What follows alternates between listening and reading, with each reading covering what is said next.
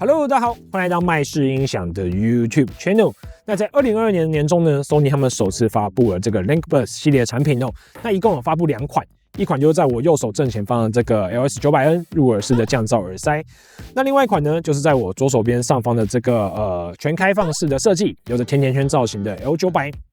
那个时候，我觉得 Sony 他们做 LinkBuds 系列，其实它是一个简单的想法，就在这个旗舰的 WF-1000XM5 降噪耳塞底下，它去切一条大概是4-5千块的中阶价位带。因为很多人，假如说你是学生族群，或者是你买第一对这个降噪耳機，你也许8000多块旗舰款的这个预算太高了一些，所以呢4-5千块可以让更多人去享受这个 Sony 耳机的美好。然后我觉得那时候 Sony 他们设计产品的方向主要就是2个面向，一个就是像 L900 这种开放式设计是给这个运动族群，那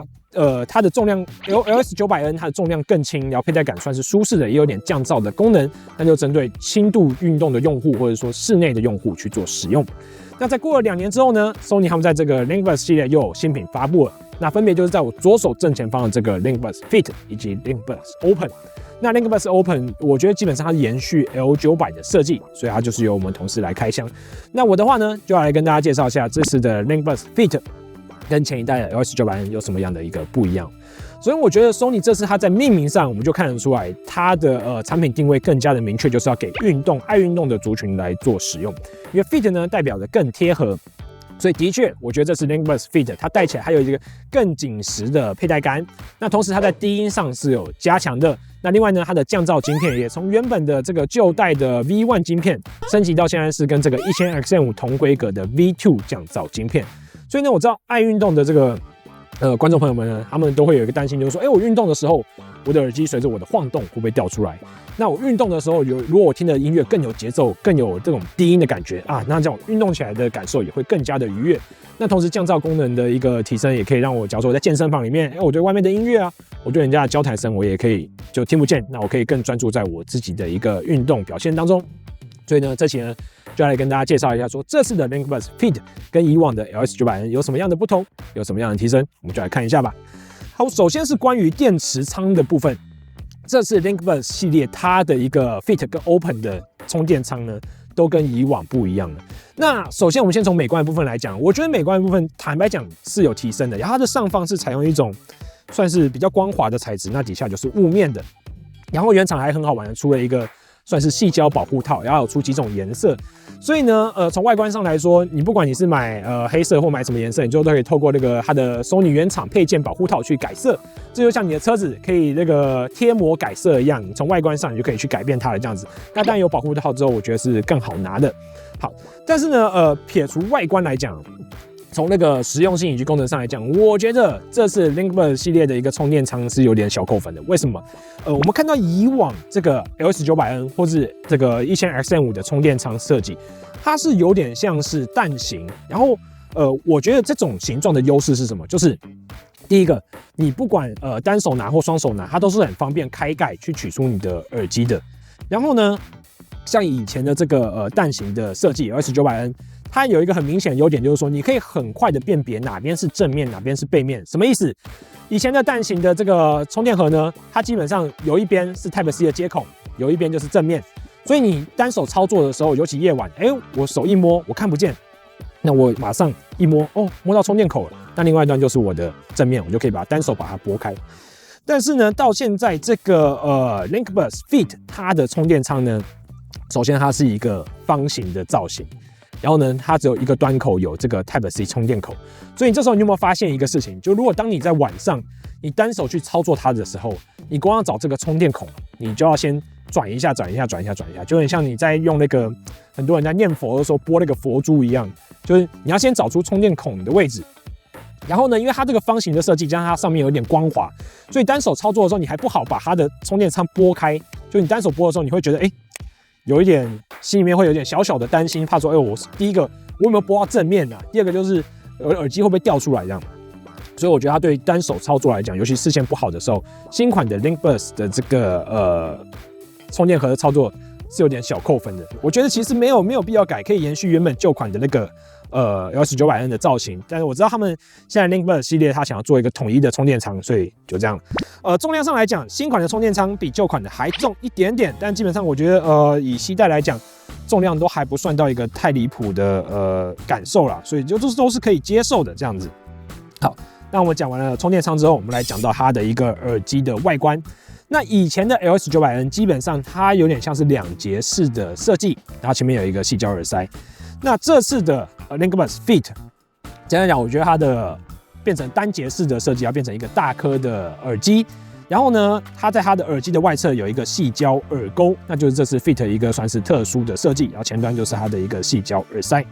那我们在这个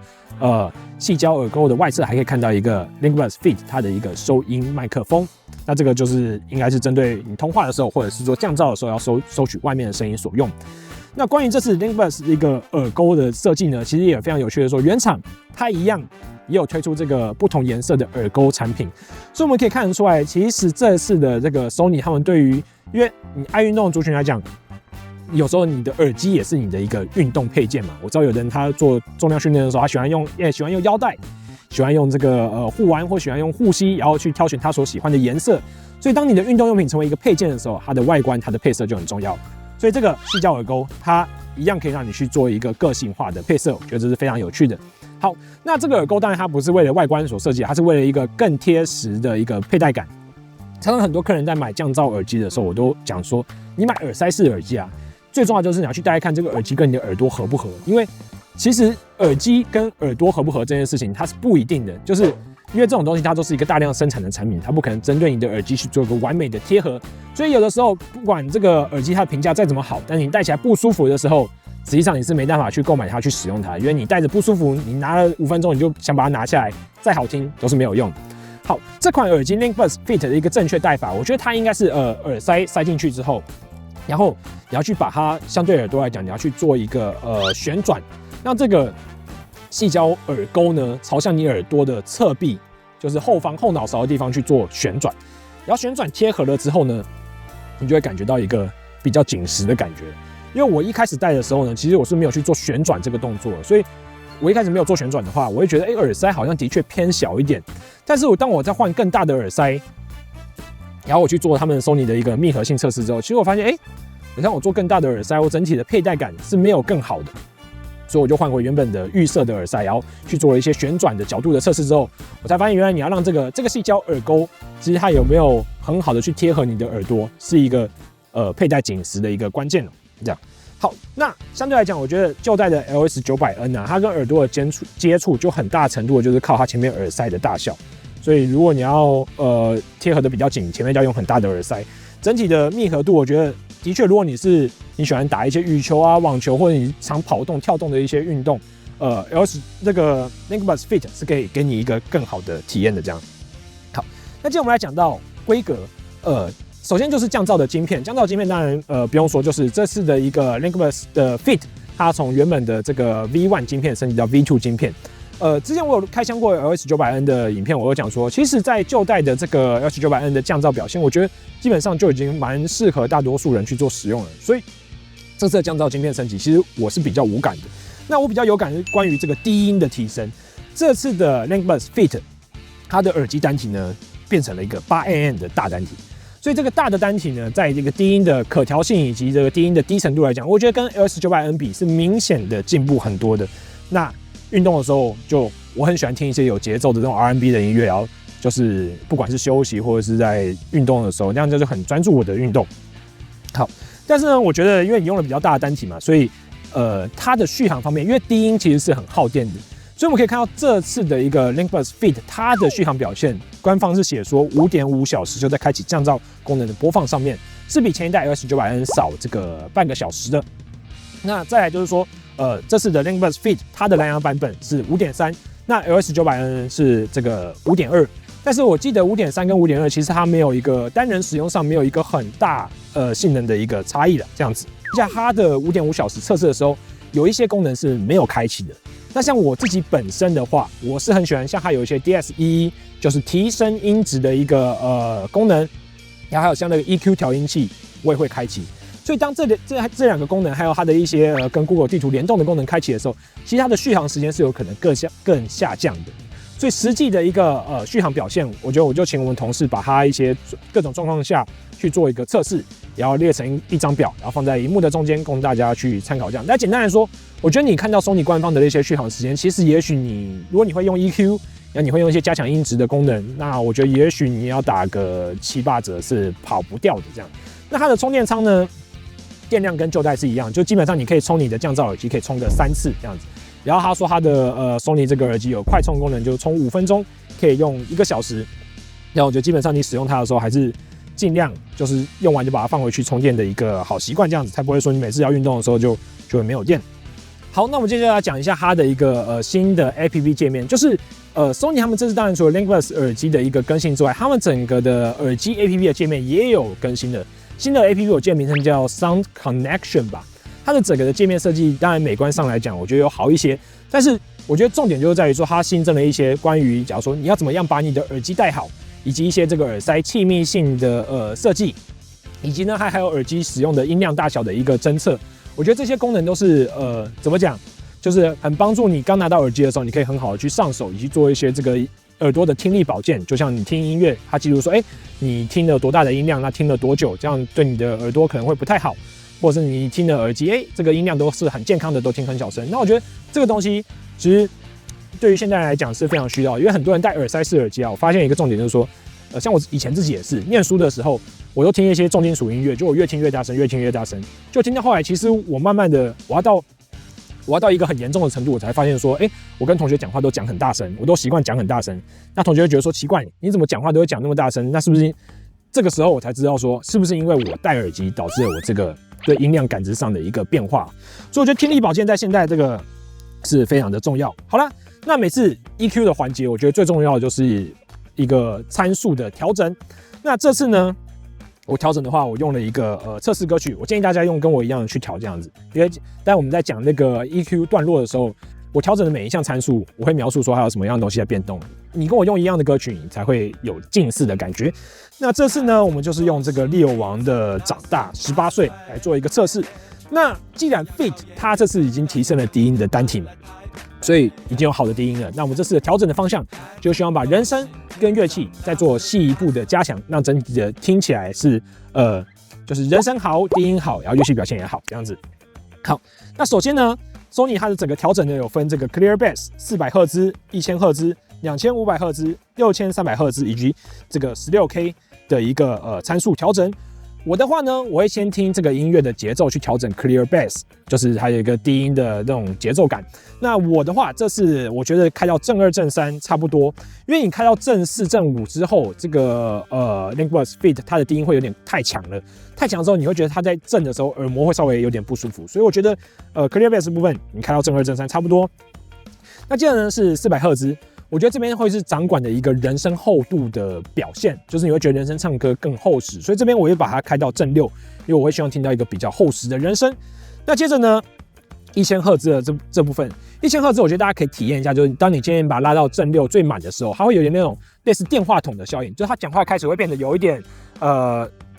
有点薄吗？就是它有点像电话筒那种传来的声音的感觉。但是这边呢，我会习惯就是偏好在负数，也许是负1、负2这样子。那2.5K 就是2500赫兹，它这边就会维持一点人声的甜度嘛，有点清晰度的感觉。这边我觉得也许你把它开到正1，或是你把它开到负1、负2，就是如果你想要耐听的久听耐听的声线，你可以开到负1、负2这样子。好，接着是 6.3K 的这个部分，我觉得这个的话，就是你听这个歌曲里面的小鼓的感觉，就它小鼓打下去明显的程度，就会这 6.3K 部分就影响这部分。那我觉得以我听音乐来讲，我会希望有节奏的东西听起来要有节奏感，所以我部分我会开到正2。那当然开到太多的话，你就觉得小鼓听起来就有点尖了，就不太好听。好，那接着最后 16K 的部分，它就是属于一个金属的敲击声的加强。那你听很多电子音乐，它会有一个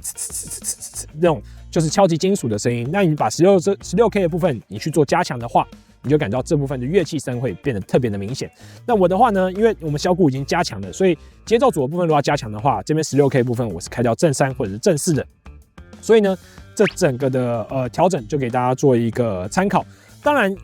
依照这个 Sony 他们新款的 APP 的功能呢，它有一个功能就是说，你可以播着你喜欢的音乐，然后接着它给你几个选项去找寻你最喜欢的一个音色调整。但是呢，我的经验就是我玩完之后，其实我觉得它这个调整的方向，我觉得没有到，就是它的选项其实并没有做出很明显的个性化的差异。就我觉得如果可以的话，你还是借由自己的调整去找寻你最喜欢的声音，这样。好了，所以最后的总结就是说，这次会不会推荐这个LinkBuds 的 Fit 耳机哦？其实对我来讲，我觉得当然它有这个算是佩戴感上的一个升级，那有着低音的升级，有着降噪的升级。但是呢，同时它的价格也升级了一些，现在的价位我记得是6000多元的价位，所以我觉得如果是你是真的很喜欢运动的朋友，那因为它有佩戴感上这个细胶耳钩的一个优势，所以你完全是可以考虑 LinkBuds Fit 的。但如果你说你的使用是更偏向说室内或轻度运动的话，我觉得也许现在促销中的前一代的 LS900N 会是一个不错的选择啦。那当然，有人说它跟这个1000XM5现在降价后的这种表现比起来，哪一个感受比较好？我觉得如果说你要纯论低音的话，这个 LinkBuds Fit 还是比较好的。然后加上它的比较紧实的佩戴感，因为1000XM5呢，它其实佩戴起来，如果你要运动的话，加上它比较贵的耳机你戴起来你要运动，它的那个接耳塞的部分，如果你没有戴很大颗的话，你应该也是会怕掉的。所以呢，这次就是一个LinkBuds Fit 的开箱。所以最后就是喜欢运动的朋友，记得一定要来听听看这个，感受一下Sony他们强大的一个重低音的魔力哦。我是 Alan， 这次开箱就到这边，那我们就下次影片见喽，拜拜。